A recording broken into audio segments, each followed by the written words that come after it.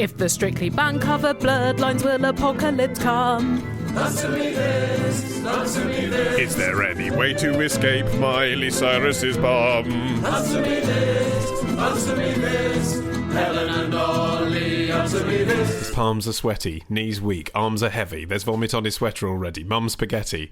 I know what you're thinking, it's a question about Colchester. And you're right, it's a question from Ed from Colchester, but it's about rap battles. That's why I was doing the Eminem thing. Right, but it was a bit slow really to seem like rap rather than just a description of a man with a dirty jumper. This is why I'm Ollie Man and he's Eminem, Helen. Ollie Man and Eminem, that's a mouthful, isn't it? Man Eminem. Eminem Man. Eminem Man. Sounds a bit like enema. It does. Yeah. He's probably had to contend with that, and that's why he's so angry a lot of the time. Again, I think it's best we stick to Ollie our Man, enema of the people. Anyway, Ed from Colchester has written to us about rap battles. Right. He says, at school, we had a talent competition. I done a rap battle with a friend. It went well. I'm good. surprised, because your linguistic skills don't suggest it would necessarily. But one of the older teachers, a certain Mr. Foster, made a rap against us. What's Mr. Foster playing at? Trying to put the shoe on the other foot? Is he trying to be a cool teacher? Ed says, it was not that good and was a bit offensive. Like most rap. So, says Ed, I came up with a rap back. And this is how it went. I'm going to try and emulate it for you in a rap style. What's wrong, Foster? You smell like a dead man in Costa. What? Wow. As in Costa Coffee? Yeah, I think so. Weird. Wow, you smell good, man. You're an imposter. Yeah, harsh. Huh? Bam! You taught my dad English, old man. Come on, let's hear your retirement plan. Now, stop offending me. I can beat you up, like Bruce Lee. Like a dead man. Old man versus dead man. The old man's going to win. I mean, it's not bad if you'd have come up with it on the spot. But what concerns me, actually, is that Ed's question is, Helen, answer me this, should I do it? So in other words, he's premeditated a rap battle, a freestyle rap battle. A rap that contains a threat of violence. The whole point of freestyling is that it is freestyling, The right? moment has passed, Ed. Exactly, yeah. I think if you're going to spend as much time as Ed has already premeditating your battle raps, then they ought to be a little bit better than this. Exactly, because instantly now an audience is thinking, well, is Costa a place you typically see dead men? No. I've never seen that. Unless you're that kid in the Sixth Sense, because you see dead people everywhere. That's true, but would they smell differently? You know, with the lingering scent of custard creams in the air? No, it's just a dead man smells bad anyway. Yeah, they'd probably smell better in Costa, if anything. Yeah. Does Mr. Foster smell, or have you just made that up for a convenient insult? Actually, well, I think this is a crucial part of this, actually, because Mr. Foster, he sounds quite game, doesn't he? He joined in with the rap battle, even though he knew that he was going to lose that rap battle, because the audience decide who wins in a rap battle, and frankly, the teacher's never going to win. He still stepped in.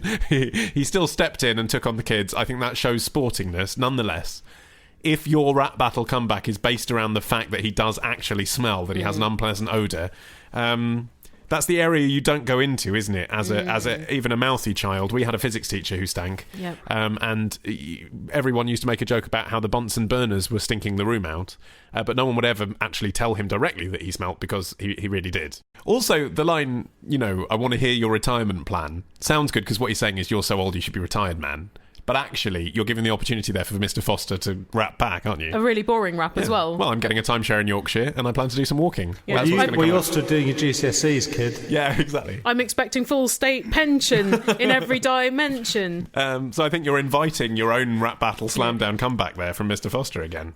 I'm going to retire early for fun, then I'm going to fuck your mum.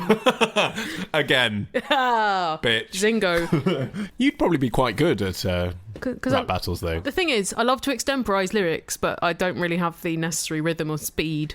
But I think because you're physically surprising, because A, you're a lady, and B, you don't look like other lady rappers. I think no, most of them don't look like rotund white women. In a rap battle, I think you'd instantly get the crowd on side just by it's a bit like when the teacher joins in. That's exactly the vibe you give off. It'd be like if Sandy Toksvik did a rap. Exactly.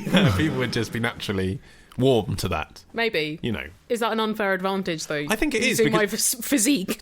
And this is the problem with when Vernon Kay used to do funny dancing on telly. Why, too good looking? Yeah, it's just like, well, he's the kind of guy you'd expect to do serious dancing. Do you know what I mean? And so him doing cheesy dancing, look at me, aren't I zany and wacky? It's like, well, not really, no, because you don't... If you were Johnny Vegas, it would be funnier, wouldn't it? Do you know what I Yeah. mean? Like, you're just like, oh yeah, well, of course you can dance. You're Vernon Kay. I think also the problem was that he was Vernon Kay and nothing he does is inherently interesting. Worth holding on to that kind of observation for your epic rap battle, though. Yeah. You're like Vernon Kay in that nothing you do is inherently interesting. Slam. Bitch. Vernon Kay is not the best. Where is the interest? My name's Katie. I'm calling from Christchurch. And last night I had a party, as I sometimes do. But my parties tend to be pretty low-key because I like to go to bed at 10. And my question is really, how do you get people to leave your house when you're hosting them? It's happened a lot, not just when I want to go to bed at what might be an unreasonable hour for normal people. But, you know, you have a party, you think it might be a few hours long, and then there are people still there. And you love them, they're great people, but you really want to get on and do other stuff. And last night I really wanted to get on and sleep. So, Helen and Ollie, answer me this. How do you get people to leave your house nicely? Thank you. Okay, since you put in the proviso nicely, I'm going to have to revise what I was going to say, because you could start turning all the lights up very bright, turning the music off, starting to clean up, coming out in your pyjamas, yawning. Those are a little passive-aggressive, aren't they? Well, yes, they are, but they work, don't they? I mean, what essentially you're describing there is the technique of emulating what you see in a professional establishment, where a bouncer might come up to you and be like, lads, drink up. Bar's closing now, yeah? Yeah. All that. Lights going up, like you say. Chairs on tables. Yes. I mean, you can, I think, in your own house party have an element of that. But you can't shut the bar, and No. you can't start flashing the lights. Well, you can take the wine and spirits and put them in the kitchen. Yeah, but everyone's in the kitchen. You can get the Hoover out. Oh, That's a pretty clear indication, isn't it? But I've got a couple of ideas for you, Katie, and I think I'm on your side because I am rubbish at parties. And I think one of the things would be when you invite people, give them a time. Say, you know how people say carriages at 8 p.m. Yeah, carriages. That's carriages. a funny. I mean, carriage is wanky, but It's wanky, but it's also like if you do it in an ironic way, Faux it's wanky. funny. Yeah, faux wanky. Yeah, you're on side there. yeah. Or have a tea party, because then people might have supper plans they need to leave anyway. And even if the party's a rager and goes on for 10 hours, it's still bedtime at a reasonable hour because it was a tea party. You do seem incredibly square, though, don't you? I don't.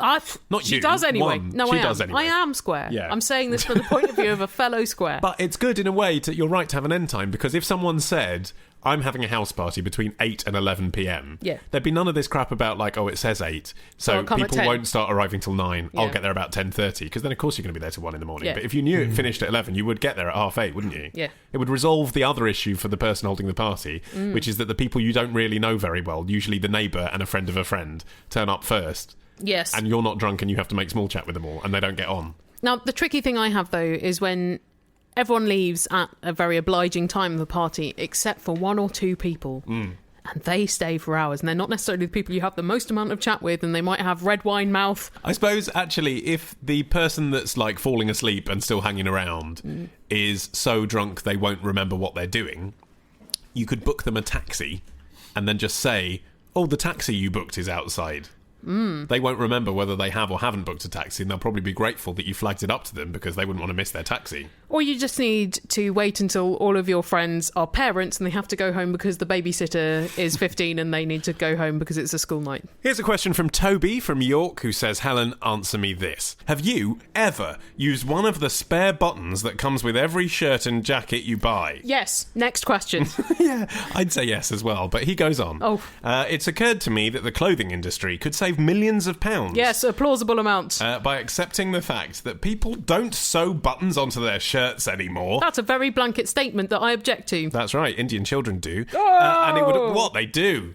And it would also make ironing easier, as those buttons attached to labels on shirts get on my nerves. Well, Toby, when you get the shirt, cut it off and put it in your button jar. Yeah. And then, when your shirt loses a button, think, well, this is a good shirt. I shouldn't dispose of it, as the clothing industry does take a great environmental toll, and waste is terrible, and someone probably slaved in a sweatshop to make this shirt. It's my duty to wear this shirt until it falls apart on my back. Sew the button on. It takes 2 minutes to sew a button on. But do you think that Toby thinks that you are in fact supposed to leave the buttons sealed on the shirt, and therefore is he the kind of person that also leaves the silica gel in the shoes and walks around with that in as well? And he also leaves his jacket pockets sewn up. Hell, why don't you cut off all the buttons of the front of your shirt as well to make the ironing even easier? I personally actually have never sewed a button on. I'd like to do that. Yeah, that doesn't surprise me, though, because in many ways, Ollie, you're unreconstructed. Go on. I think in some ways you're a surprisingly feminist and feminine man, but this strikes me as the kind of way in which you're a 70s man. You think it's because I expect my girlfriend or mother to do it for me? No, And I just think you don't expect yourself to do it, and you haven't delegated it to your girlfriend or your mother because you're not that kind of sexist. Yes. But you have not assumed the mantle of a button sewer on her. I think that's probably it. Yeah, I think that's accurate. I mean, what I do is I take it to Oxfam when a button falls off, and I think, well, there's a woman there who could deal with it for me. So that is pretty... Do you give them the spare button? I don't know. I don't think about that. I just assume there's a button jar in Oxfam. I don't think, Helen. That's what we're learning. I don't think. If you've got a question, email your question to answer me this podcast at googlemail.com. Answer me this podcast at googlemail.com.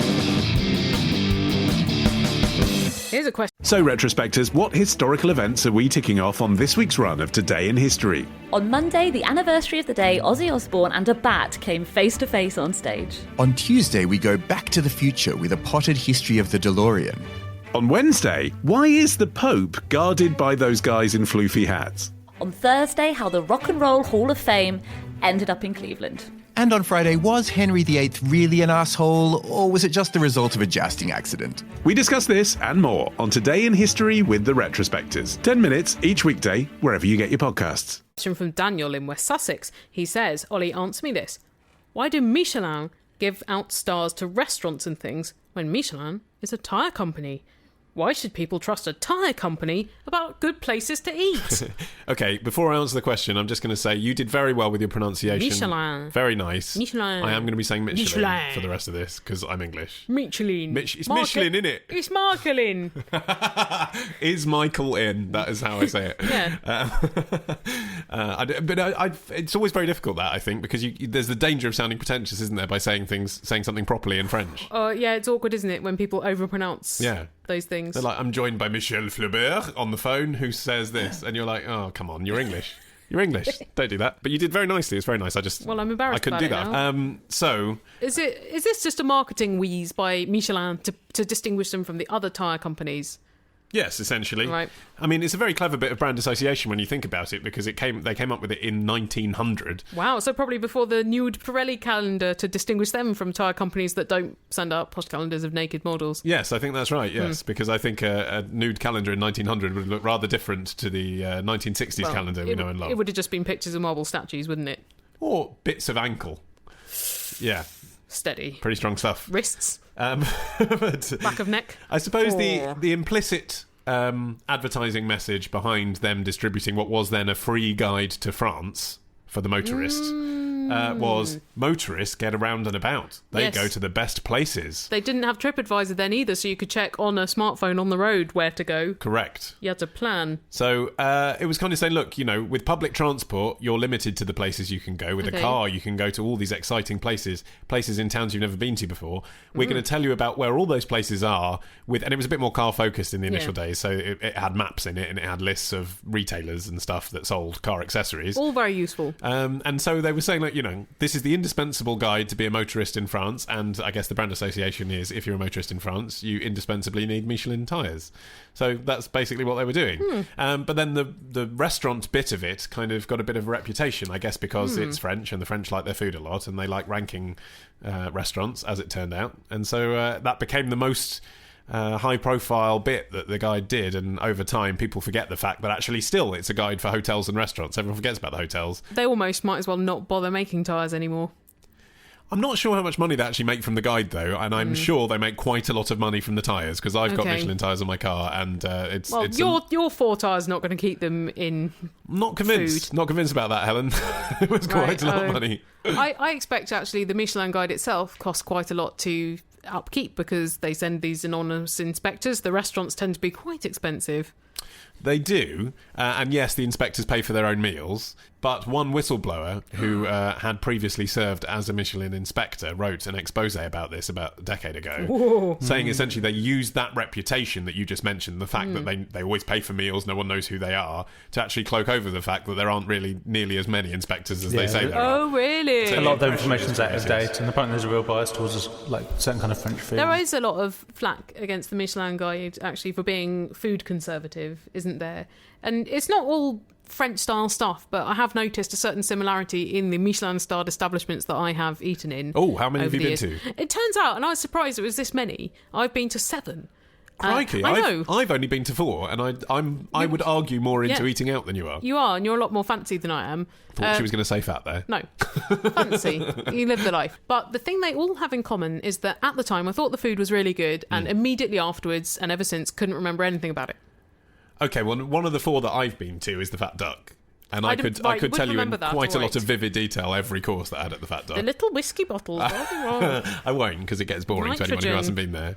But that's they just hit you over the head and then play you a tape of things you ate and then wake you up and you think you've had it all. But also, that costs as much money and takes almost as long as a mini break. So that is a bit like me describing my holiday rather than just going out for a meal. Yeah, that's but you're good right. value. I've been to Petrus, which is widely regarded to be one of the absolute number. Even on TripAdvisor, Petrus is the number 1 restaurant in London. Yes. By the way, number 2 restaurant in London, according to TripAdvisor, is a fish and chip shop called Bailey's in Fulham. So that shows where the crowdsourcing differs from the Michelin Guide. But I can't remember anything that I actually ate at Petrus. Whereas at that fish and chip shop, you'd remember the fish, yes. Chips. You'd remember the fish and chips, you would. Yeah, all I remember from these Michelin-starred places is that I had a very long, thin piece of pork crackling, like a knitting needle. Oh, that sounds good. That was good. But not good if you've ordered it. That's often the case, isn't it? Small portions. I know that's a stereotype, but very often, Nouvelle Cuisine places, it is the case that it sounds great on the menu because the description is 5 sentences long, and you order it, and it is the size of a thumbnail, and it's just like... Can I just take this opportunity to air one of my myriad linguistic bugbears? Go on. It's when people over-describe food when they're ordering it. So they don't just say, I'll have the lamb. They'll say...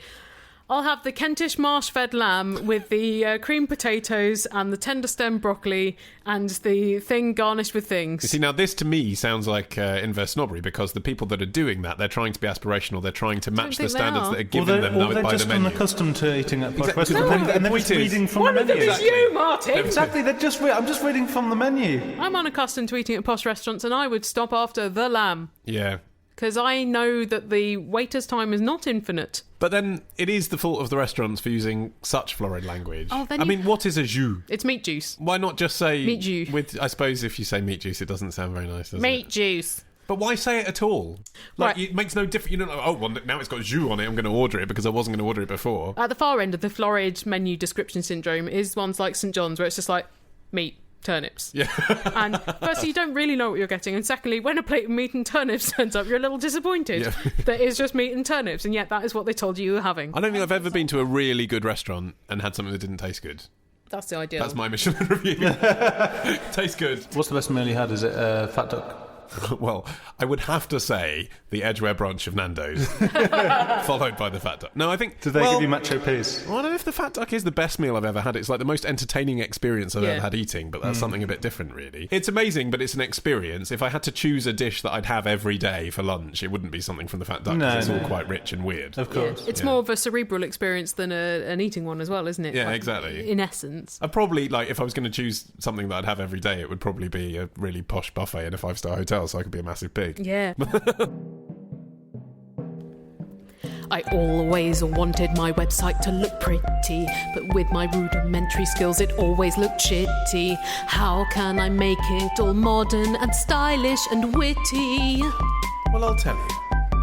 With Squarespace.com there's tons of templates to use and loads of fonts and plugins and colours to choose. It only took me 20 minutes to build my shrine to Tom Cruise. The thinking man's crumpet. Yes, thank you very much, Squarespace, for supporting this episode of Answer Me This, and also allowing Ollie Mann to beautify his own website. That's right, yeah, I've been having a crack at the old Squarespace. I've designed ollieman.com. It's the first brick in my future empire.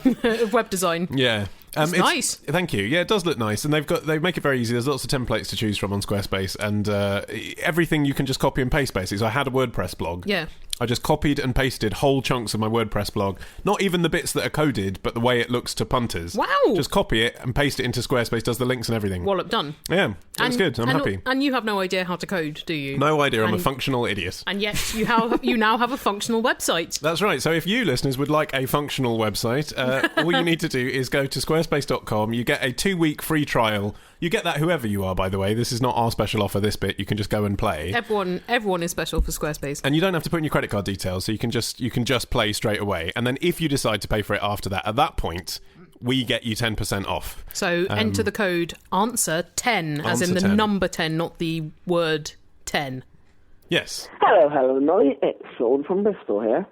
I was just wondering, why do planets in our solar system have normal names like Mars, Venus, and names?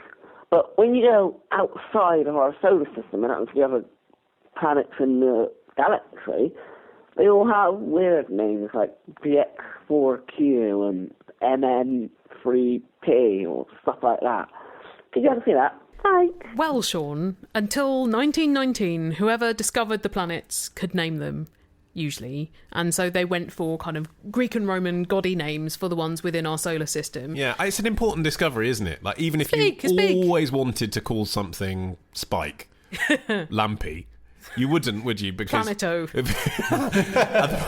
at the point you discover Venus, you would think, oh, it's quite a big deal, isn't it? It's a planet that's quite near our one. We might be on it one day. But someone did go for Uranus, didn't they? Yeah, that is funny, isn't it? And then they were like, let's reboot this. Uranus. That's better, isn't it? Anyway, in 1919, though, this free choice disappeared because the International Astronomical Union formed.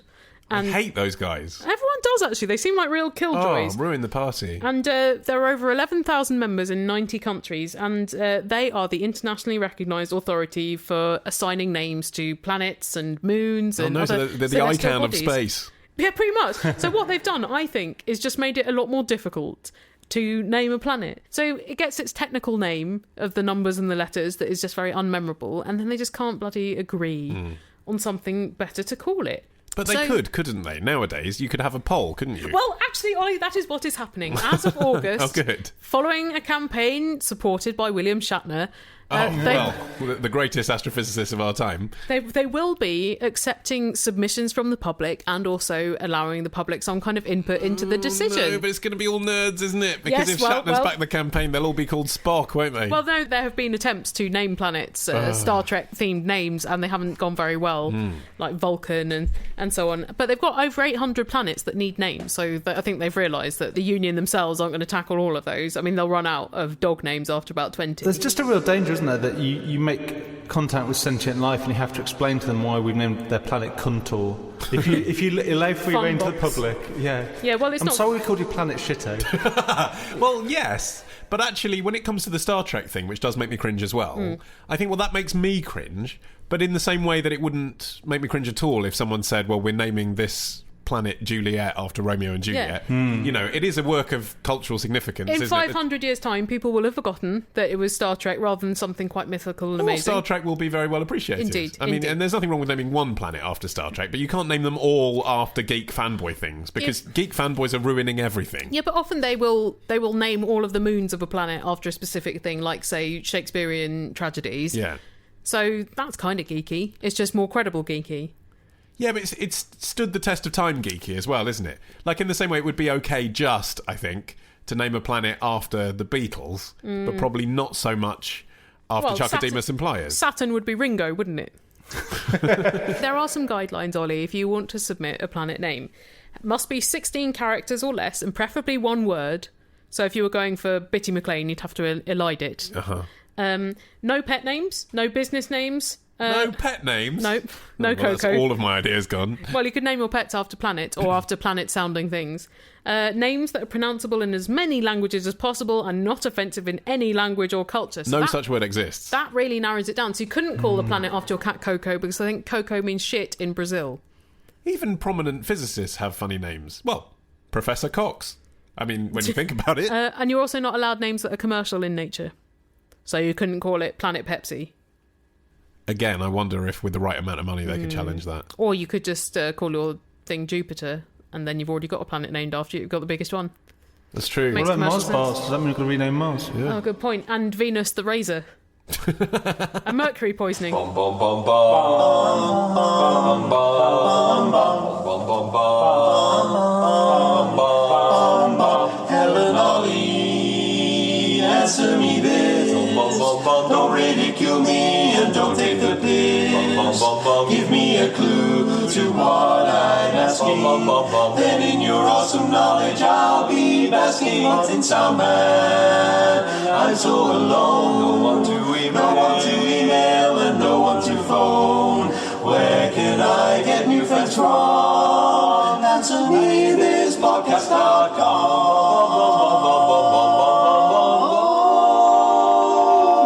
Here's a question from Andy, who says, someone has just offered to buy me a shisha pipe. Well, why are you writing to us? That's a really exciting offer.